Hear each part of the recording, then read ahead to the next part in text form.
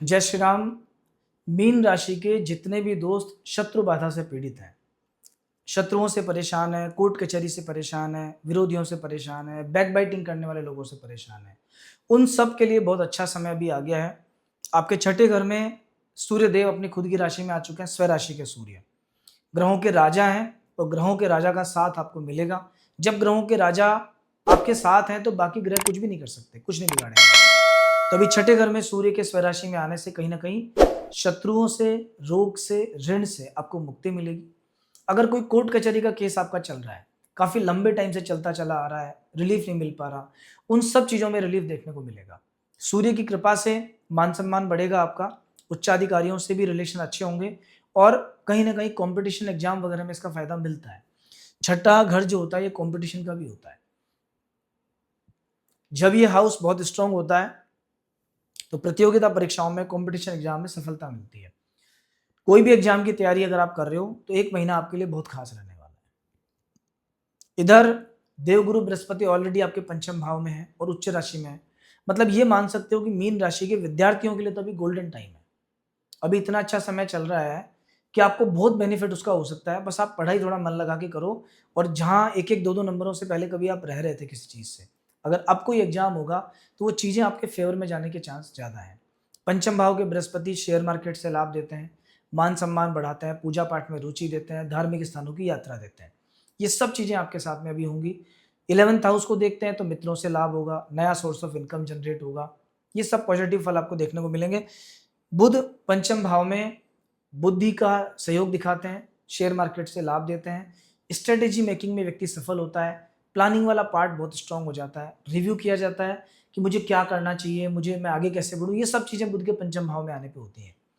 Specially जो लोग शिक्षा के क्षेत्र से जुड़े हैं, कोई स्कूल कॉलेज चलाते हैं, कोई ट्यूशन सेंटर चलाते हैं, उनको खास फायदा होगा। अभी आपकी मीन राशि पर साढ़े साथी का प्रभाव पहले से ही है।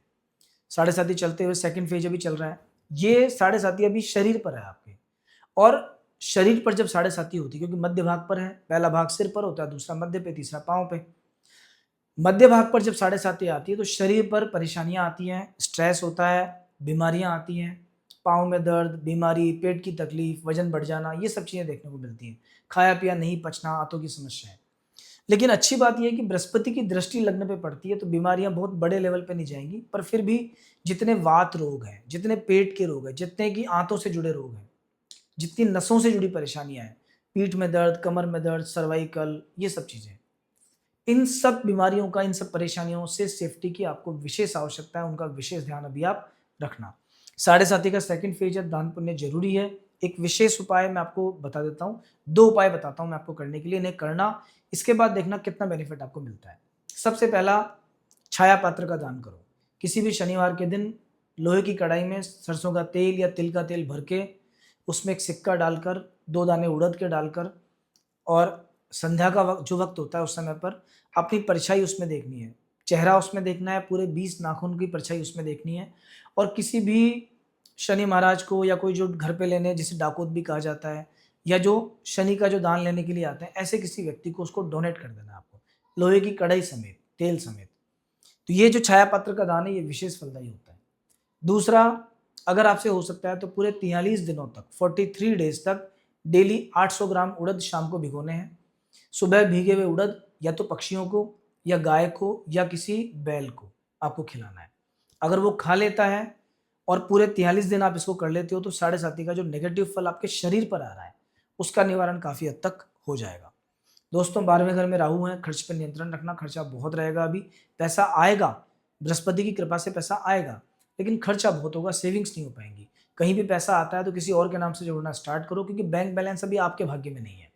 ओवरऑल मीन राशि का समय बहुत अच्छा है। अभी बृहस्पति और सूर्य देव की कृपा बहुत मिल रही है, इनका सपोर्ट बहुत मिल रहा है। साढ़े साथी का, राहु का उपाय थोड़ा सा आपको करना पड़ेगा, थोड़ा पैसे का ध्यान आप रखना। अगर आपकी लाइफ में कोई भी प्रॉब्लम चल रही है तो उसके कंसल्टेशन के लिए, जानने के लिए आप हमारे यहाँ संपर्क कर सकते हैं।